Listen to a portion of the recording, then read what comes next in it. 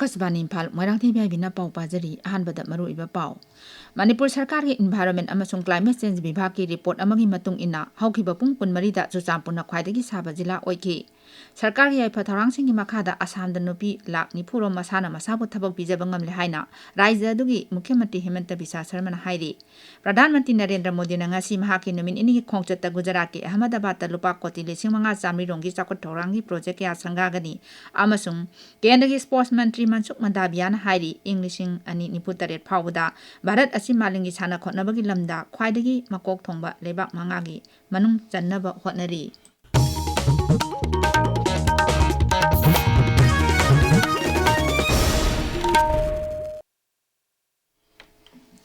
Rajya sida haukiba pung kunmarida Celsius degree 30.9 ki changda saduna Geetchandra sabagi chang khwaidagi wangkiba jila oiki. Manipur Sarkar ki Environment amasung Climate Change ki report amagi matung ina Tengnokhol amasung Ukhrul jila na mathangsina Celsius degree 12.2 ani amasung 12.3 ki changda saduna sabagi chang khwaidagi nemba jila sing oiki. Amadi Bishnupur jila da nongjugi chang asi ngarang phawda Chada 63.3 ki changda phangki. Amoromda India Meteorological Department Imphal Center na hairi Rajya sida lakliba numit humni asida nong kana churaba yai. Hayengna Rajya singi jila mangada akhak arau yauna nong churaba yai. Jila sing adudi Tamenglong, Senapati, Jiribam, None amasung Pherjol ni. Lakliba numit inida lebak asigi awang nongsup thangbat Rajya singda akanbadagi yamna kanba nong chugani haina Met Department na Orange Alert laukthokre. Pau asina hai Gujarat, Orissa, Rajasthan amasung Uttarakhand gi mafam kayada hayang phawba akanbadagi yamna kanba changda nong chugani. Bharat lanmi gi laikhidaba jawan singi mafamda ikai khumnaba utpa oina health and awareness camp ama ngarang koirengai da pangthokre. Thauram aduda Bharat lanmi gi laikhidaba jawan singi imung manungi miyoi singda ana laingi khudong chaba piba yauna welfare support schemes khusinaduna ikai khumnaba utki. Army Wives Welfare Association na maru iba thokdang lauduna pangthokliba thauram aduda Bharat lanmi gi maikaidagi makhata na laikhidaba jawan singi imung manungda pangba yaba matengsing pigani haibagi thajabasu thamki.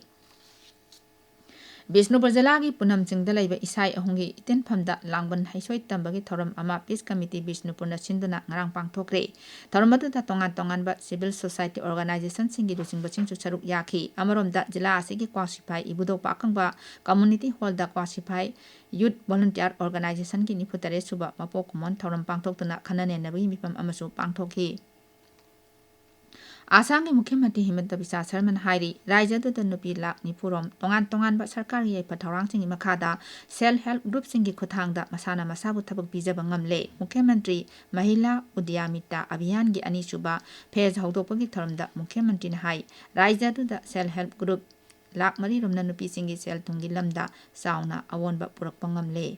Tabiriba pawasi Akasbani Imphal dagini.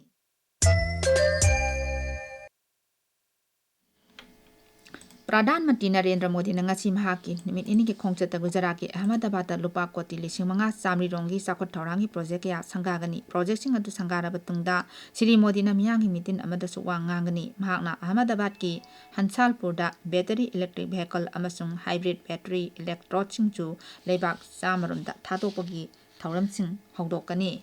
Mahaki khongchat manungda Pradhan Mantri na lupa koti 5,500 henbagi tongan ba railway project singchu jati gi miyamda sinagani amasung Biragam, Khudar, Rampura lambi paktokpagi thabakchu hawdokani.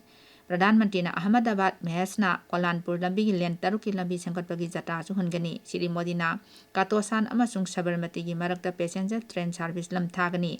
Thaurang sing asina lamdam aduda udyog ki lamda chakhotpa chathok chasinda hena khudong chahanbaga loinana sel thungi khudong chaba kya phangalagani. Pradhan Mantri Narendra Modi na ngasi Fiji ki mahaka phammanaba City Bheni Rabukaga New Delhi da unagani. Shri Rabuka numit humni gi khongchatta ngarang lebak asi konung New Delhi da thunglakibani. Maana lebak asida thunglabada Shiksha Vibhag ki Kendra gi Rajya Mantri Dr. Sukanta Majumdar na airport ta taran oki khongchat aduda Shri Rabuka gi loinabi Suliti Rabuka su loinaraki amadi mahaki khongchat aduda health amasung medical service ki Mantri Ratu Antonio Lalabalabu amasung makok thongba official singchu saruk yari.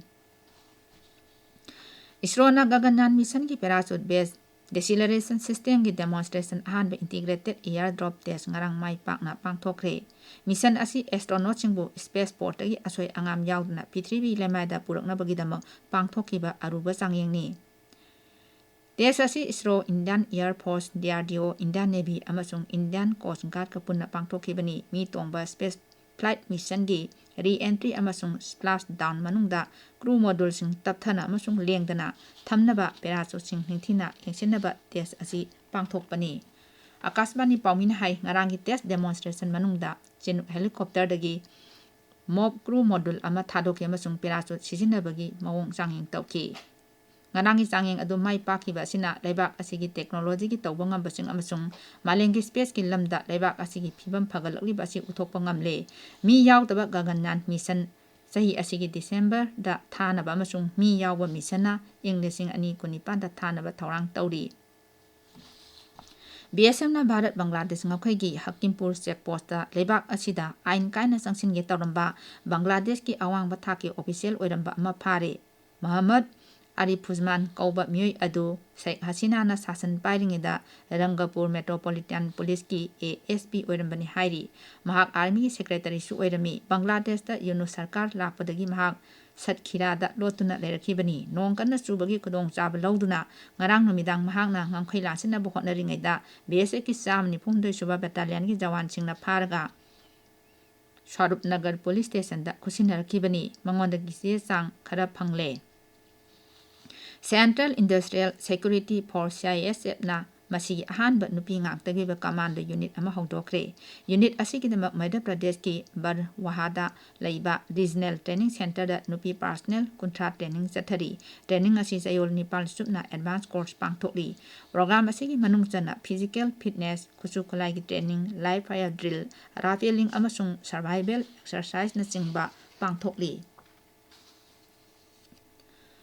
Uttar Pradesh ki Bulandshahr ki National Highway kuntra madida lambi ki khudongthiba thawdokta miyoi nipan sire nifumangana aso apan nangkhre thawdok aduda siba yauna aso apan nanglaba miyoi sing adu lai khurumba chatpa miyoi singni makhoina Rajasthan gi Boga Medidagi UP gi Kasganj tamna lakpada khudongthiba thawdok adu Ghatal khongangi manakta thokhibani.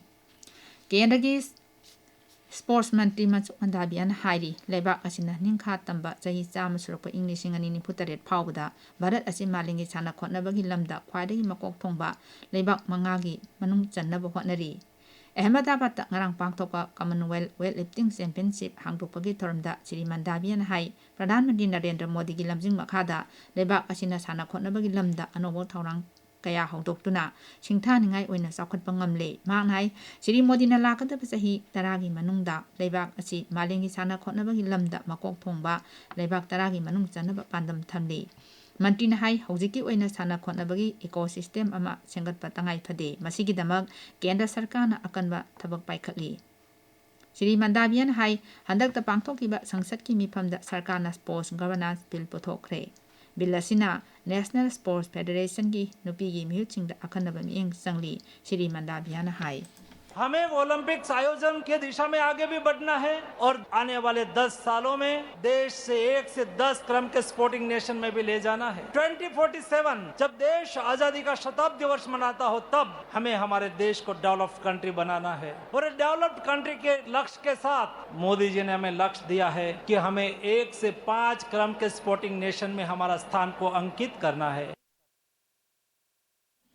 अरोइबदा मरुइबा पाउ अमो मणिपुर सरकार के environment अमसुंग climate change विभाग की report अमगी मतुंग इना हौखिबा पुंग 12 दा चुचामपुरना ख्वाइदगी साब जिला ओइकी सरकार की एफा थौरांगसिंग मखादा असम दा नुपी लाख निपुरो मसाना मसाबु थबक पिजबा ngamle हाइना राज्यदगी मुख्यमंत्री हिमंत बिसा शर्मा हाइरी प्रधानमंत्री नरेंद्र मोदी ने ngasi mahak ki numin ini ki khongchata Gujarat ki Ahmedabad ta lupa koti lising manga chamri rongi chakot thaurangi project ya sangagani amasung yanagi sports mantri mansuk mandabian hairi inglising ani ni putaret phauda Bharat asi malingi sana khotnabi lamda khwaidai makok thongba lebak manga gi manung channa ba hotnari pauloi jare